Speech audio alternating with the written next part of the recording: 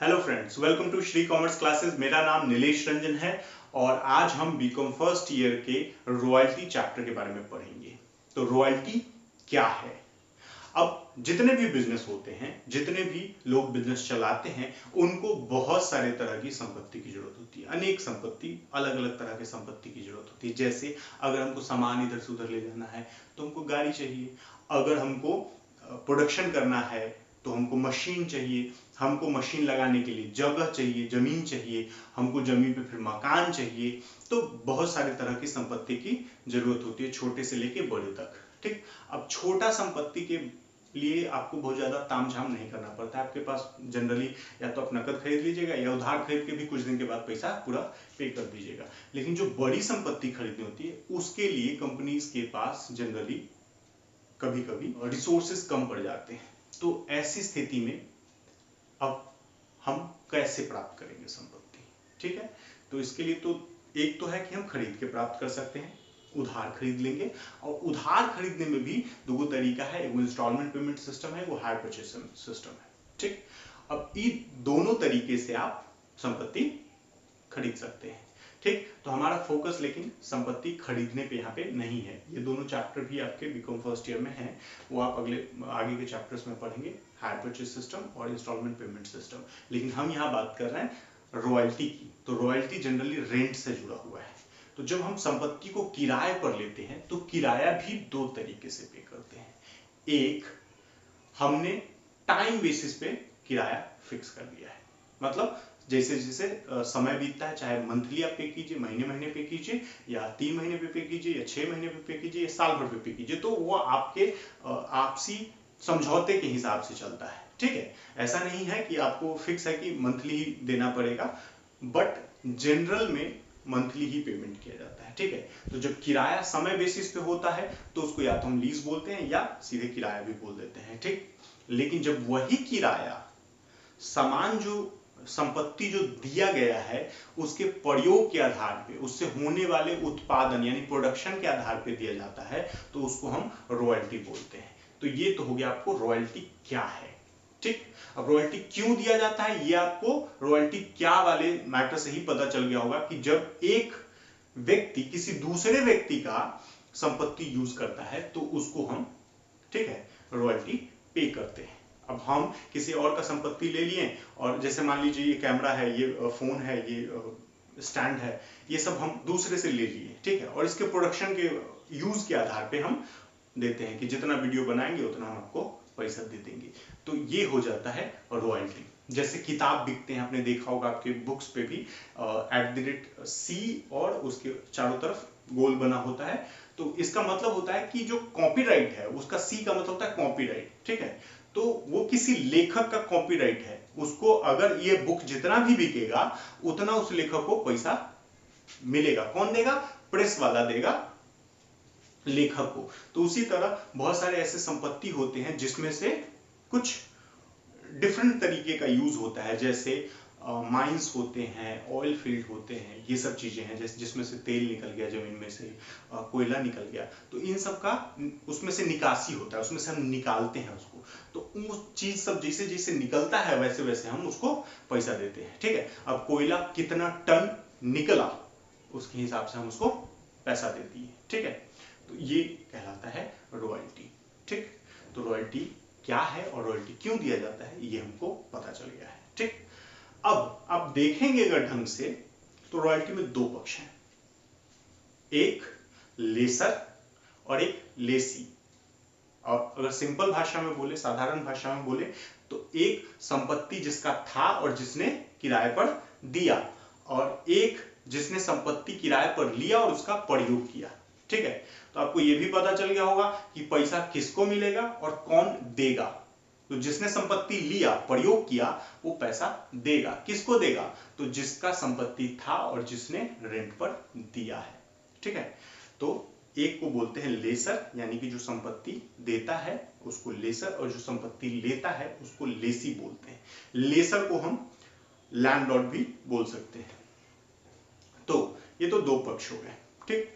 अब जनरली क्या होता है कि आप जब भी कोई भी काम करते हैं, इस तरह से बिजनेस के कोई भी कॉन्ट्रैक्ट होते हैं, तो उसके लिए ना आपको एक एग्रीमेंट होता है, एक समझौता होता है दोनों व्यक्तियों के बीच। जब भी कोई भी ट्रांजेक्शन दो व्यक्तियों के बीच में होगा तो कोई ना कोई एग्रीमेंट तो होगा, चाहे वो लिखित हो चाहे मौखिक हो। ठीक है, मौखिक सेफ नहीं होता है उतना ज्यादा, तो जनरली लिखित रखा जाता है। तो यहाँ पे भी ऐसा ही एग्रीमेंट टाइप बनेगा, चाहे लिखित हो चाहे मौखिक हो, अलग बात है, उसकी बात यहाँ पे हम नहीं कर रहे। तो एग्रीमेंट बनेगा, एग्रीमेंट में जो लेसर होगा और जो लेसी होगा वो अपने अपने हिसाब से टर्म्स डिसाइड करेंगे कि क्या क्या शर्तें होंगी। लेसर कितना पैसा चाहता है, क्या चाहता है, लेसी क्या चाहता है, तो उस हिसाब से एक एग्रीमेंट बनता है। ठीक, अब उसमें लेसर और लेसी अपने अपने टर्म्स देते हैं, तो उससे रिलेटेड कुछ महत्वपूर्ण शब्द आते हैं, महत्वपूर्ण वर्ड्स आएंगे, इंपॉर्टेंट वर्ड्स, जो कि आपको इस चैप्टर में अकाउंटिंग करते वक्त हेल्प करेंगे, तो मैं वो बता दे रहा हूं। एक वर्ड आता है सबसे पहला, रॉयल्टी, जिसके बारे में हम डिस्कस कर चुके हैं। ठीक है, वही मेन चैप्टर का भी नाम है और वही हम इसमें अकाउंटिंग का मेन जो हमारा फोकस होगा वो भी उसी पे होगा। दूसरा होता है मिनिमम रेंट। अब आपके दिमाग में आएगा मिनिमम रेंट, वर्ड से तो आपको पता चल गया होगा कि मिनिमम रेंट मतलब इससे कम किराया नहीं होगा, इतना तो देना ही देना है। ठीक है, इसका मतलब होता है कि उत्पादन यानी प्रोडक्शन आप कुछ भी करें, प्रोडक्शन आप कुछ भी करें, आपको इतना पैसा कम से कम देना ही पड़ेगा। ठीक है, तो उसको बोलते हैं मिनिमम रेंट। अब आपके दिमाग में आएगा कि ऐसा क्यों होगा, मिनिमम रेंट काहे पे करना पड़ेगा? तो मिनिमम रेंट जनरली लेसर तय करता है। वो ये चाहता है कि लेसी अगर किसी साल उत्पादन न करे, अपनी गलती से न करे, किसी कारणवश हो जाए, कोई दुर्घटना हो जाए, उसके कारण हो, तो उसके लिए भी कोई एग्रीमेंट में चीजें डाल दी जाती हैं। लेकिन अगर लेसी अपना इच्छा से 2-3 साल उत्पादन न किया तो लेसर को तो पैसा नहीं मिलेगा, है कि नहीं? उस साल में लेसर को कोई कमाई हो पाएगा? नहीं हो पाएगा। तो इन चीजों से भी बचने के लिए लेसर जो है वो लेसी को कहता है कि भैया अगर आप कुछ गलत उत्पादन, मतलब गलत तरीके से या किसी भी कारण बस आपकी गलती हो जिससे कि उत्पादन न हुआ, तो हम अपना नुकसान न सहेंगे, हमको इतना पैसा को कम से कम देना पड़ेगा, जिसको कि बोलते हैं मिनिमम रेंट। ठीक है, तो जनरली ये रॉयल्टी वाले जो एग्रीमेंट होते हैं उसमें मिनिमम रेंट का एक कॉन्सेप्ट होता ही होता है, कहीं कहीं पे इग्नोर कर दिया जाता है, बट ज्यादातर केस में मिनिमम रेंट का कॉन्सेप्ट होता है। ठीक, तो मिनिमम रेंट आपको समझ में आ गया कि अगर रॉयल्टी यानी कि प्रोडक्शन कम हुआ और प्रोडक्शन की वजह से रॉयल्टी, अब जैसे मान लीजिए एक एग्जांपल लेते हैं कि हमको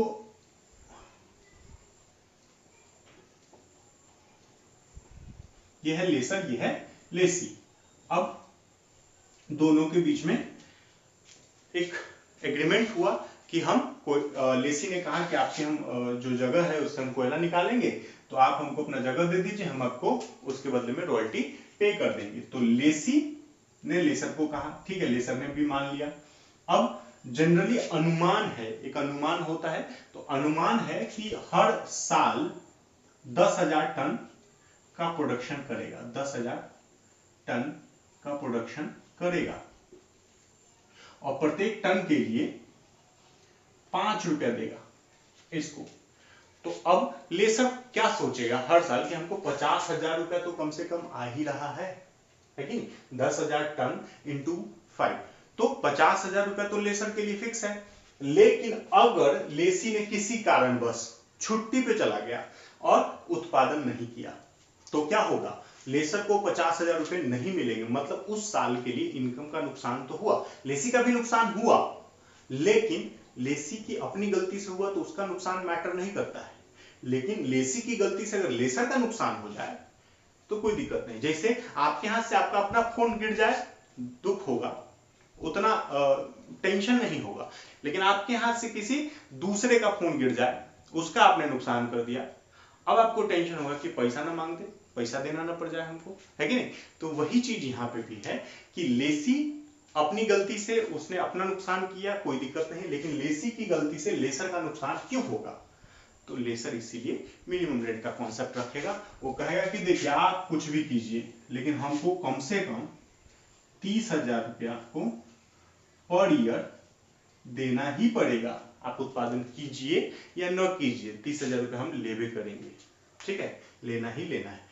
ओके, तो ये तो हो गया मिनिमम रेंट का कॉन्सेप्ट। मिनिमम रेंट का मतलब क्या हो गया, एक ऐसा रेंट कि अगर लेसी अपनी कुछ गलती से कोई भी उत्पादन नहीं करता है तो लेसर को एक निश्चित रकम का भुगतान करेगा, जिसको हम मिनिमम रेंट बोलते हैं, ठीक।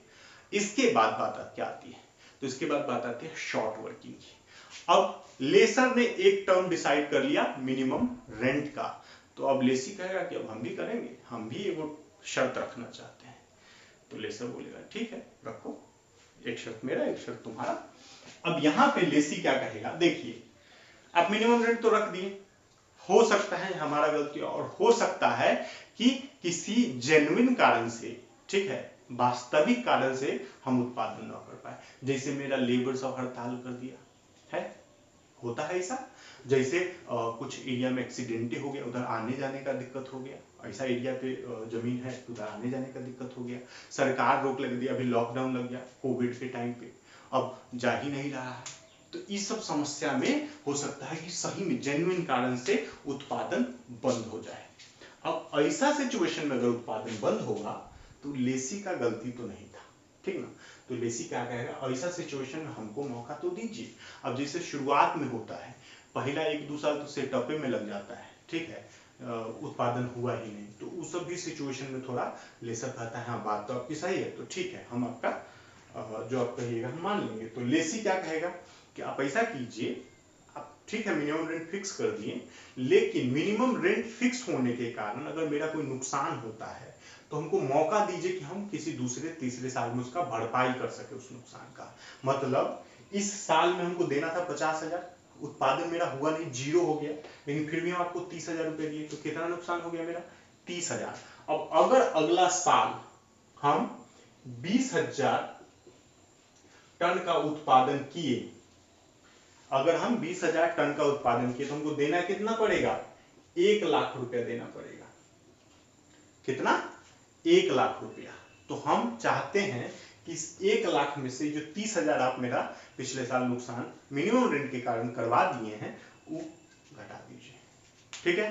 तो यहाँ पे क्या कहेगा, यहाँ पे लेसर भी कहेगा ठीक है आपका भी बात जेन्युइन है, हम भी आपका बात मान लेते हैं, अगर आप पहला साल किसी जेन्युइन कारण से या किसी भी शर्त जो भी हो समझौते के बीच, उसके कारण से अगर आप उत्पादन न कर पाए तो हम आपको 2 या 3 साल या 5 साल का मौका देंगे कि आप उस नुकसान का भरपाई कर लीजिए। जैसे अगर यहाँ पे हुआ पहला साल, ठीक है, तो लेसर कहेगा ठीक है हम आपको 3 साल दिए, 2018 में हुआ तो 2019 दिए, 20 दिए, 21 दिए, ये तीनों में आप भरपाई कर लीजिए, ठीक है।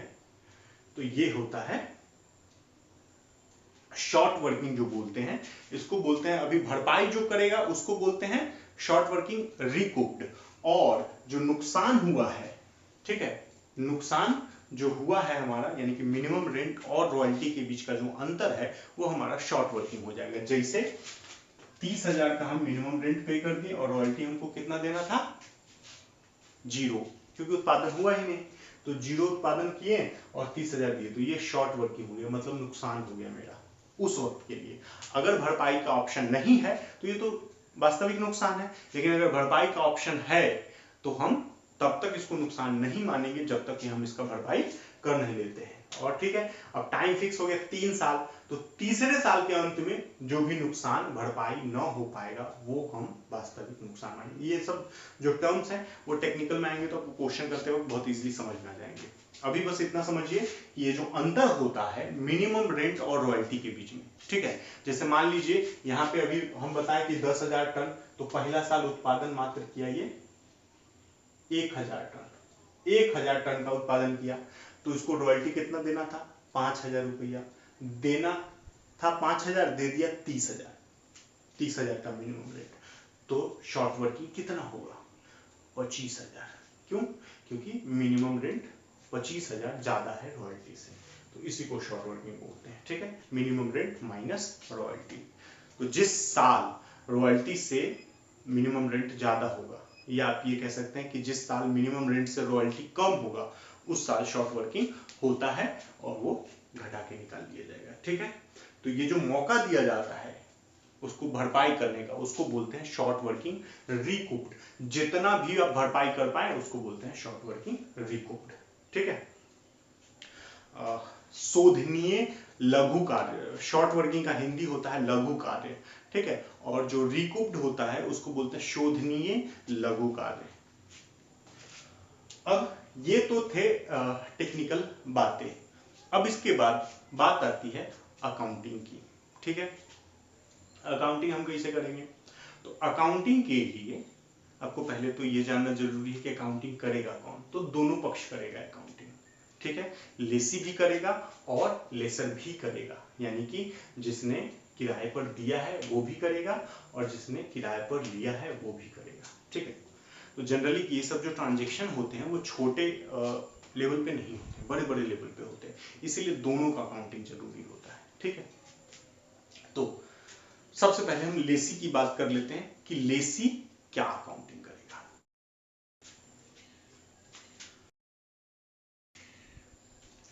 In the books of Lesi. ठीक है। लेसी की बुक्स में हम क्या क्या एंट्री करेंगे?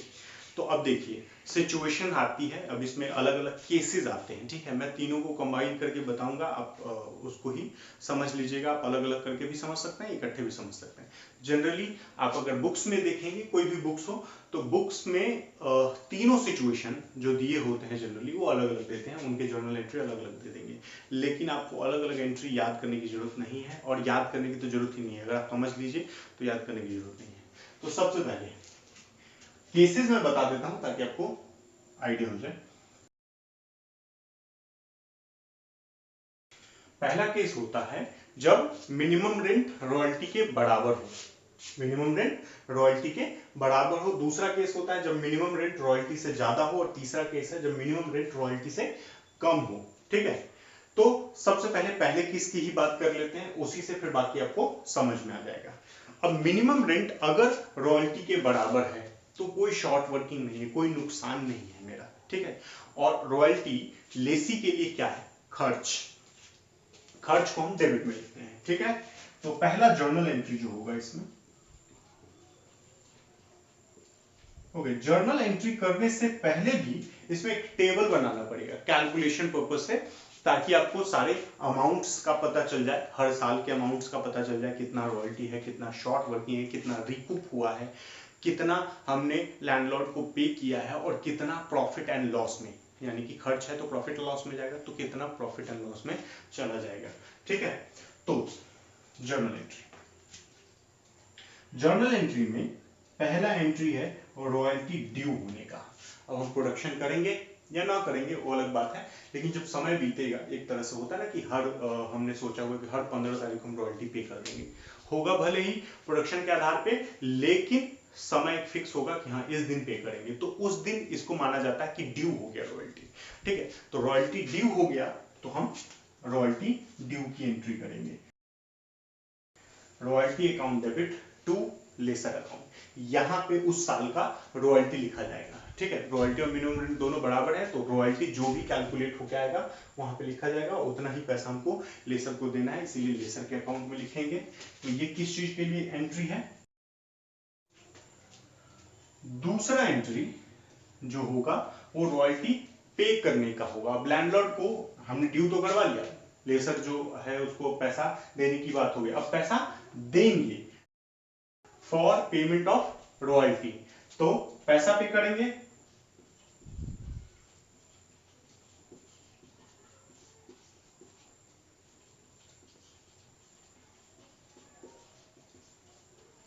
Landlord account debit to bank account, पैसा हमने पे कर दिया यहां पे। ठीक है। और एक आखिरी एंट्री होगी, एक आखिरी एंट्री होगी हमको रॉयल्टी को, अब रॉयल्टी मेरे लिए खर्च है, हर साल पे करेंगे तो हर साल का खर्च है, तो ये रॉयल्टी को हमको प्रॉफिट एंड लॉस में ले जाना होगा। अभी तक आप ये सब चीजें पढ़ चुके हैं तो आपको पता होगा कि जितने भी खर्च होते हैं, जितने भी इनकम होते हैं, उनके अकाउंट्स को साल के अंत में क्लोज कर दिया जाता है और उसको रेस्पेक्टिव अकाउंट में ले जाया जाता है। तो यहाँ पे रॉयल्टी हमारे लिए नॉमिनल अकाउंट है, खर्च है, तो इसको हम प्रॉफिट एंड लॉस में ले जाएंगे। तो थर्ड एंट्री जो होगा हमारा वो होगा, तो इसमें हो जाएगा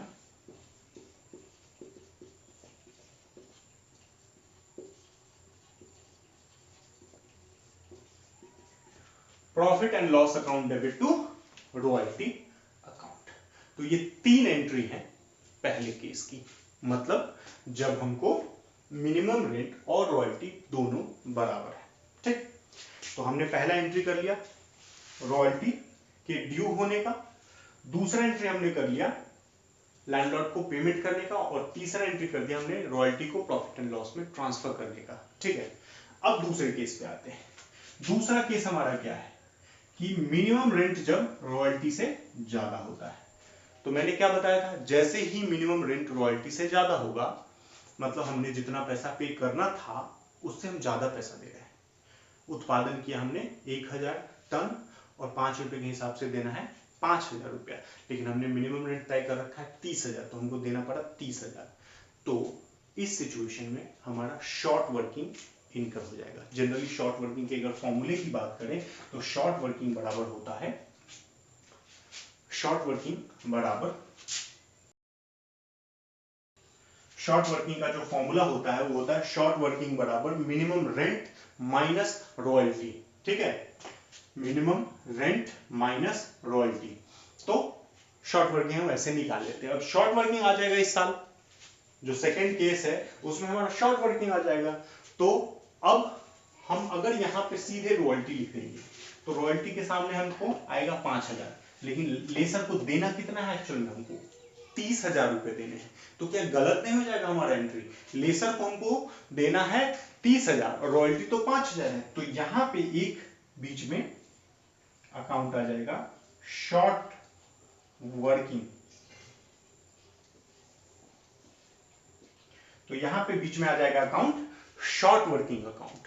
ठीक है, अब क्या होगा कि हमने रॉयल्टी 5,000 देना है और शॉर्ट वर्किंग हमारे लिए 25,000 है, बाद में वो लेसर को हम दे देंगे, तो टोटल 30,000 हो जाएंगे। ठीक है, तो अब ये एंट्री हुआ, ये एंट्री सेम हो जाएगा सेकंड पेमेंट का, और थर्ड भी हमारा सेम हो जाएगा रॉयल्टी को प्रॉफिट एंड लॉस अकाउंट में ले जाने का। ठीक है, तो ये सिचुएशन हो गया। अब बात करते हैं केस थर्ड की। केस थर्ड में क्या है कि जब मिनिमम रेंट रॉयल्टी से कम होगा।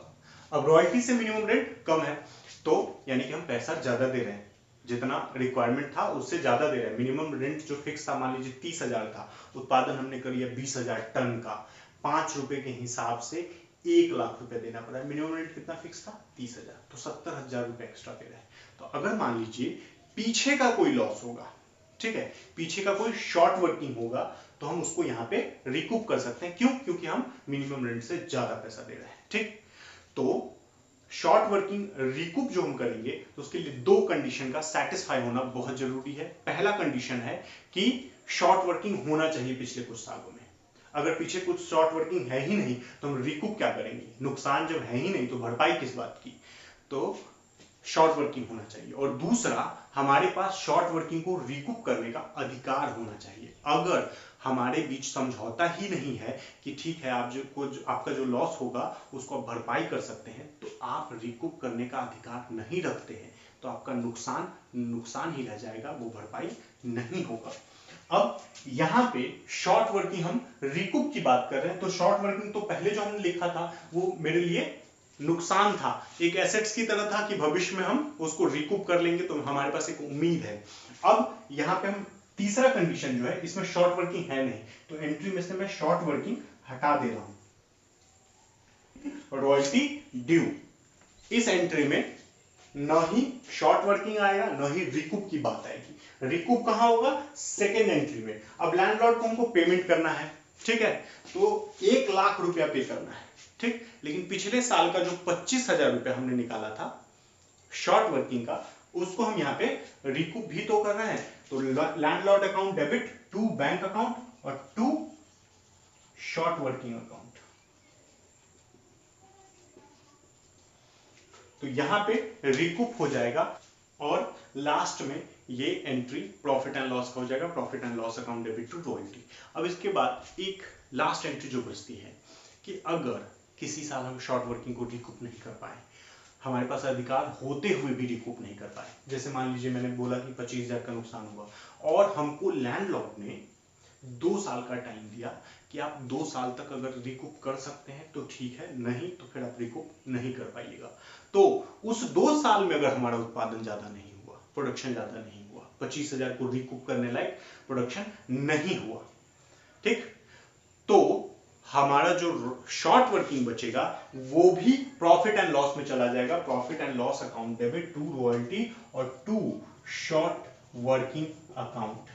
ये अनरिकूप्ड शॉर्ट वर्किंग, जिसके लिए अब मेरा अधिकार खत्म हो चुका है, जो नुकसान हो गया है वास्तविक रूप से, तो उसके लिए हम ये एंट्री करेंगे, ठीक है।